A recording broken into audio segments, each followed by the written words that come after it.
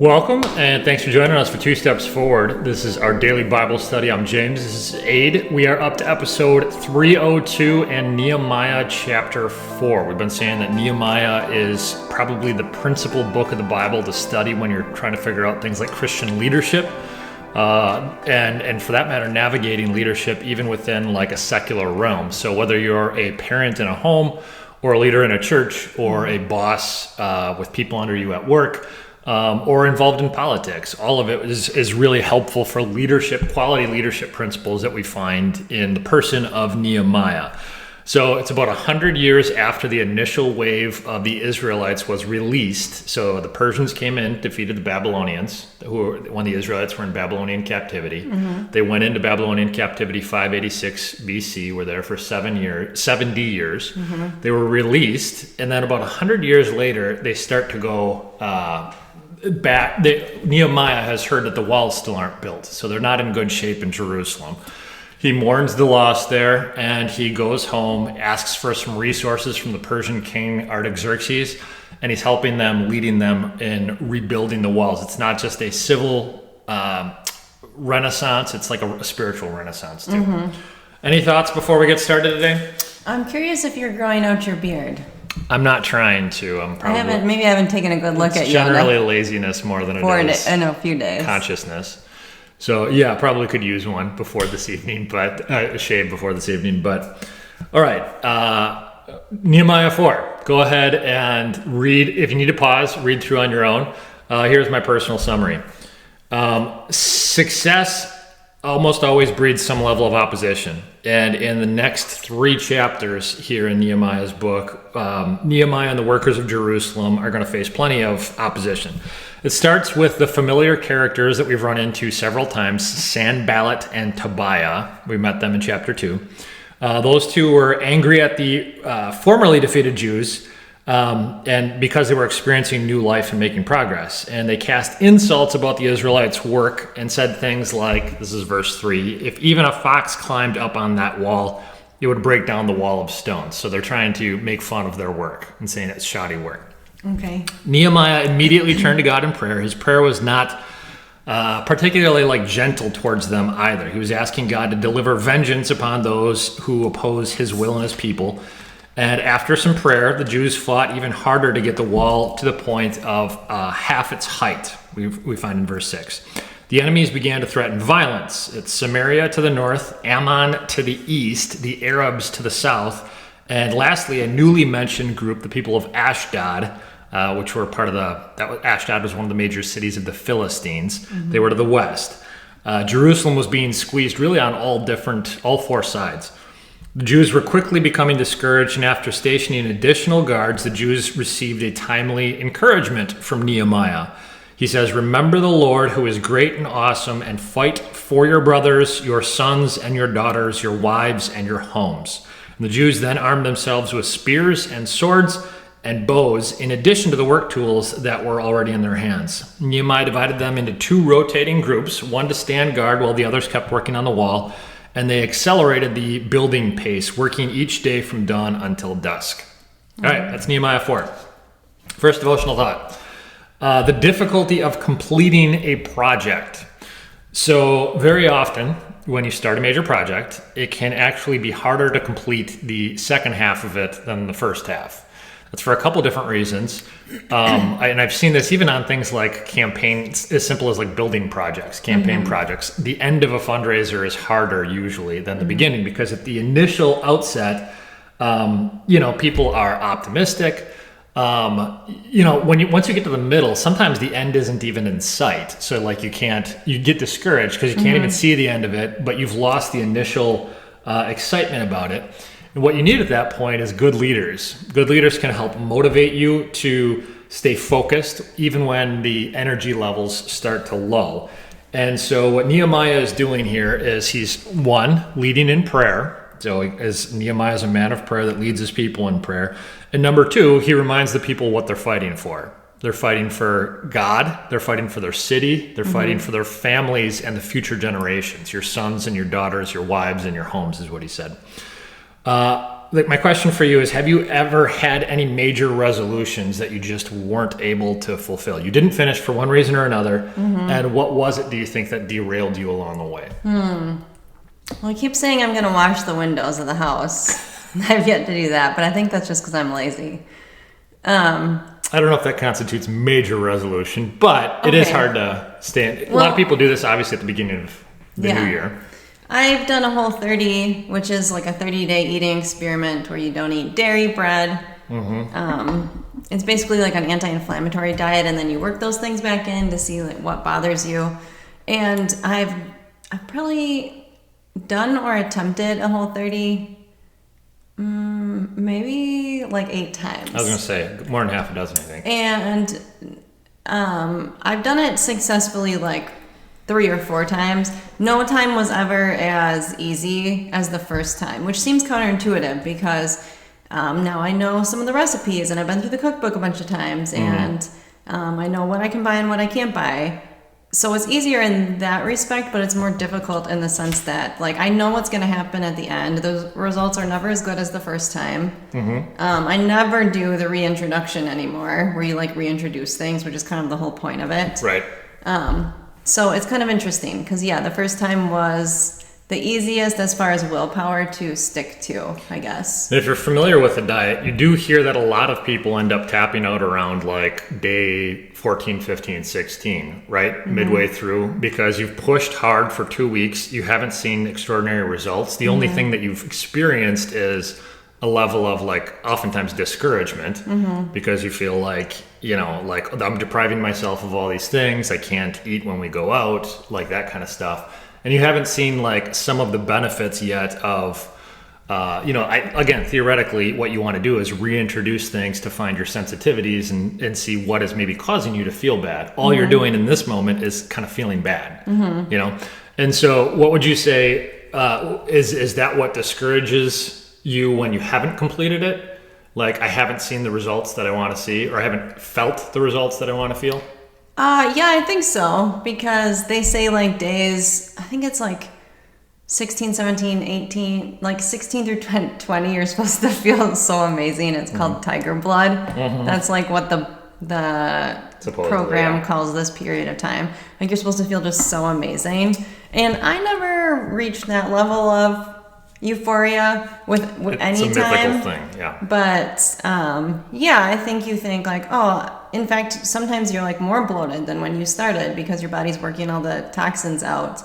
So I think that's why you don't see the progress. Maybe I'm not sure that's not a carrot that they dangle just over halfway, because it is like 16, 17, right? I'm not sure it's not a like thing that's not real, but they put it there just to get you to push through the first half and get to that point and almost kind of placebo convince yourself that now I'm over halfway, I can just finish it. The first time I did it, I did feel so amazing at the end, and I did do a reintroduction, and then I kept eating that way for I don't know, I feel like 4 months or so with adding a few things back in. Eating is kind of an interesting, I don't know, I spend a lot of time thinking about like eating and exercising.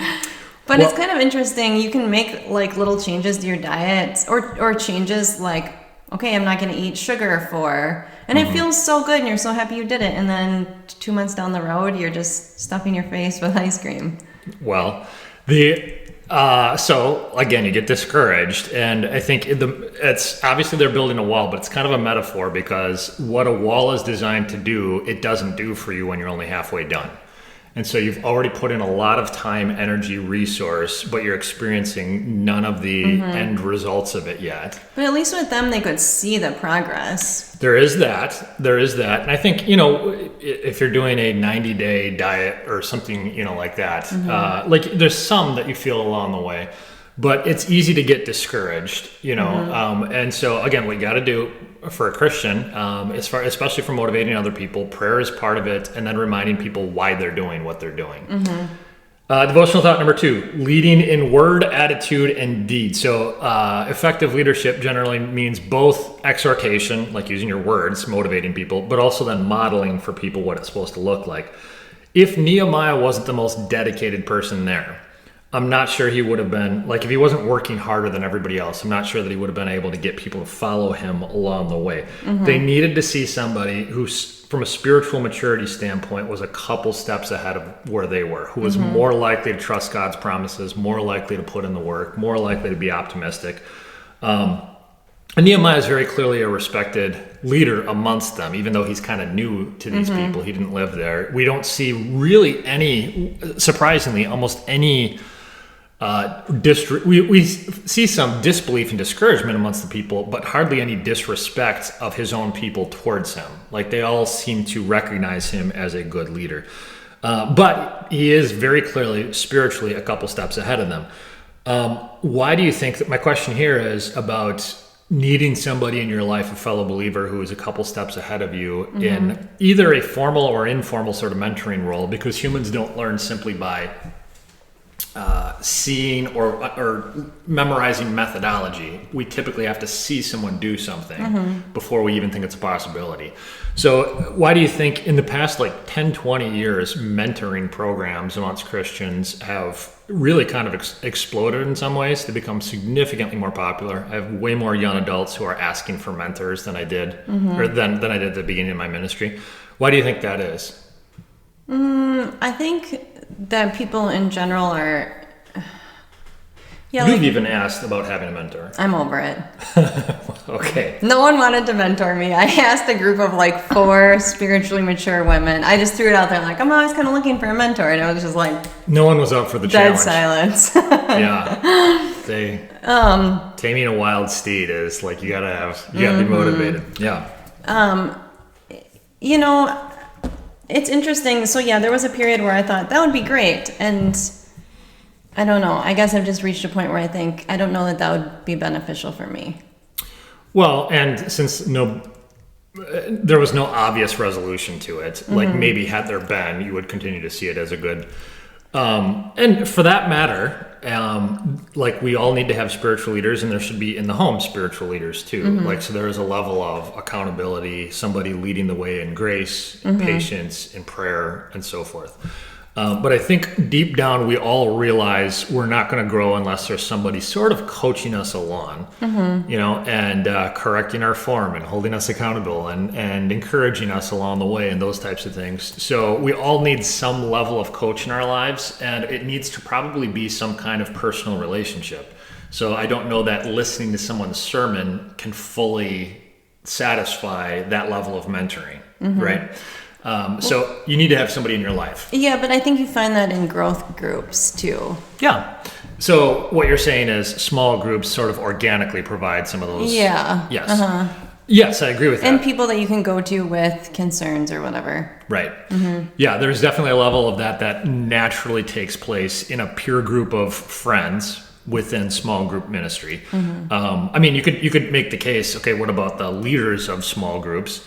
Who do they have? And they all should have one too. But really, in a church, what you're primarily doing then is like a pastor is mentoring. He's leading leaders. He's coaching coaches who are then, and that's the discipleship process. All right, devotional thought number 3. I'm going to call it 4 sources of satanic discouragement. So. Very clearly, the Israelites encounter 4 things that would cause them to get down, and I think these things all exist just as much in our lives still today. The first one is ridicule. So this is people from the outside, non-believers, who are telling you what you're doing is convincing you it's foolish, it's stupid, it's worthless. So that happened, Goliath on the battlefield with the Israelites and David. It was the people who were mocking Jesus on the cross at Calvary. You're supposed to save the world, but you can't save yourself. Satan has always given enemies of God's people a voice that can easily discourage people. Now, the words can't harm us unless we believe them. Those discouragements don't actually hurt us, but if you let them sink into your heart and mind, they absolutely can derail you. So I think part of the post-Christian world's secular beliefs, maybe even criticizing Christianity as antiquated or foolish, would be one of these things. So that's ridicule. The second threat is legitimate active threat. So you notice in this text, Nehemiah goes out of his way to say there was somebody on every side of us who was threatening us. He mentions Samaria to the north, Ammon to the east, Arabs to the south, Ashdod to the west. Christians today, in some countries, it does mean literal violence. Like you are subject potentially, if you're practicing as a Christian, to get legitimate violence. I think for most of us in the Western world, what we think of as legitimate threat would be things like lawsuits. I was just talking to somebody about this yesterday. It's increasingly happening where if you own a small business, if you run a Christian school, if you like the idea that the society is pushing harder into those domains to try to create threats. If you don't accept this, if you don't teach this, if you don't whatever, you're going to get shut down. Those are legitimate external threats that are challenging some of the Christian world's fundamental beliefs. A third threat, so there's ridicule, just verbal threat that's not real but can affect us. It's legitimate active threat. A third thing is personal discouragement. In the history of God's people, you think about like the spies that went into the promised land. And it's only of the 12 that are sent, only Caleb and Joshua like actually say we can take these people. The other 10 heard God's promises about the promised land, but said, nope, look at the circumstances. These people are too big and their armies are too great. They got, for that matter, the rest of the Israelite army, when David was the only one who trusted God's promise, they got discouraged because of negative circumstances. And I think God's people can easily get filled with doubt, self-doubt, either due to their own weaknesses or due to difficult worldly circumstances. And that personal doubt can absolutely cripple you. When you trust more in yourself or more in your circumstances than you do in God's promises, that can absolutely hold you back. In modern times, I think that can amount to things like discouragement when you struggle with familiar temptations. Can amount to discouragement when you express your Christian beliefs and one of your friends like pulls away from you, like Christian witnessing that isn't successful, or a family member pulls away. Those things can be really discouraging. The fourth thing is just fear. And I read something recently that said that FDR's famous "the only thing to fear is fear itself" line. Like he stole it. I didn't even realize this. But it's a Henry David Thoreau line that back in the 1850s, he said, nothing is so much to be feared as feared. And I never really understood the line to begin with. Like, there's nothing to fear except fear itself. But I think that the idea is what fear does is fear, like, paralyzes you. It makes you inactive, and for that matter, it's contagious. So if in a nation, your fear is allowed to like run rampant, people start to feed off one another's fear, and it paralyzes other people. So believers who fear God first, like, okay, God is in control, God is the one that I'm ultimately living for, and like you're proportionately not going to fear the world if you realize God is on your side and he's bigger than the world. But those four areas, ridicule from the outside, legitimate active physical threats, personal discouragement, that's kind of internal, and then fear. I think are four very specific things we see rising to the surface here that also still discourage God's people today. Which of those, is there any one of those that you think has been your biggest... I don't know who would fall under like ridicule or fear, but I think like in the outside world or specifically the workplace, I don't want anyone to think I'm stupid. So when, if you were to say something, a lot of people in the secular world, especially in the science world, think that if you're religious, like you must be kind of dumb. Right. Like, if you believe the Bible literally. Yeah. I'm pretty sure I told this story on here about the guy asking me how old I thought the earth was. Like, really weird question. Yeah. Like, somewhere in his mind, he must have equated, like, Christianity with this biblical literalism and whatever. Yes. When I said 6 to 10,000 years, he was like, no. Like, the world. And I'm like, yeah. Yep. Then I was like, this guy thinks I'm an idiot. And I don't really care about this guy specifically. But... because he's like, no, I don't see him every day, whatever. But people that you're in constant contact and especially like work with, like my work requires a level of trust.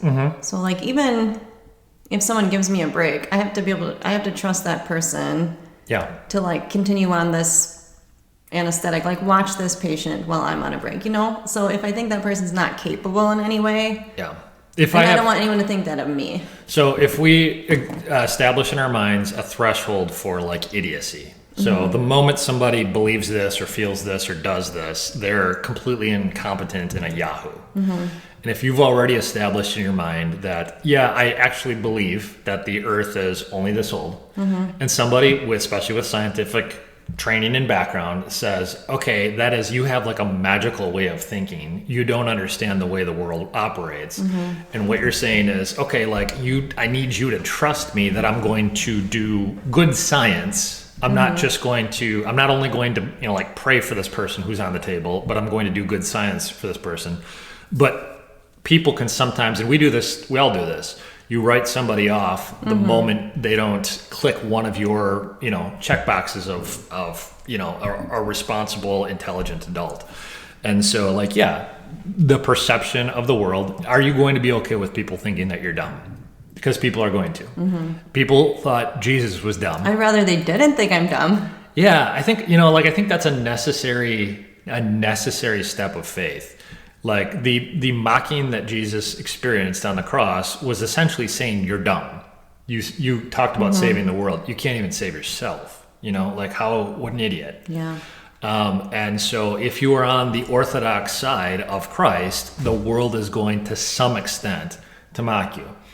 What you do is you try to stay calm. You try to give the reason for the hope that you have. You do it with gentleness and respect. But nonetheless, to some extent, it's going to happen. So.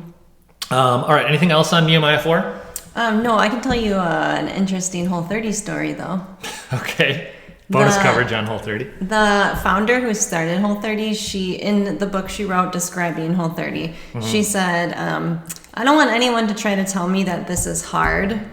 Like, drinking your coffee black is not hard. Like having breast cancer is hard. And not having ranch on your whatever is not hard. Sure. And she actually took a lot of flack for that because, and it's really interesting. It's a really interesting time shift. So this all came out in like the early 2000s. Well, I say like 2007, 8. Yeah. Where it was still kind of okay to say strong statements like that. Now in 2022, they've kind of revised, and she's gone, and she defended this statement. Whole30 has kind of gone back and said, like, we were not sensitive enough. There are people with real food addiction. Like, it might be very difficult. Yes. Like, we don't understand. And she has said that she didn't realize she had thin privilege. Like someone who's never been overweight, who's never had a food addiction. She's never had an addiction, yeah. Making these statements. Dismissively. Yes. But it is really interesting because she was pretty self-righteous about food. Like, this isn't hard. And she herself had a heroin addiction, like when she was younger. And I guess, had overcome it. So that's the difference between a Christian and a non-Christian when they do overcome something like addiction, is when they are a non-Christian, she says, well, I did it. Right. Like, I had enough willpower, enough determination. Sure, there might have been people that helped me along the way, but ultimately I was the one that had to not take drugs. Yeah. Whereas the Christian says, like, God took that away from me. Like, I couldn't have done it without God. So it's just kind of an interesting shift in a lot of ways. Right. Without God in the framework of your thinking, success necessarily fuels pride. And religious organized religion does not have a monopoly on self-righteousness. Everybody has potential, because everybody can be proud. Everybody has potential for self-righteousness. And you're right. This is what C.S. Lewis would say about that, is any wisdom that is not eternal is eternally out of date. So it might sound convincing. It might make sense in 2007, but by 2022, you're going to be perceived as dismissive and close-minded. It's a pretty good quote. What is it? Everything that's not eternal is eternally out of date. It's going to age not well. So, including me. Well, I won't get into that. We'll close with prayer. Heavenly Father, thank you for the study of Nehemiah. Thank you for the leadership principles. Again, whatever role we may play, whether we are a couple steps ahead of a friend who doesn't have the same faith, or we are a leader in our office or in our home or wherever it may be. Lord, help us to look for opportunities to be gracious leaders to others as you have been to us, And help us also look for opportunities to follow people who we recognize as spiritually mature, and that we can kind of grow in Christ likeness by following some of their patterns and their humility as well. Help us continue to learn from Nehemiah, and may it glorify your name. In your name we pray. Amen. Thanks for studying with us today. We will see you next time for Nehemiah chapter 5.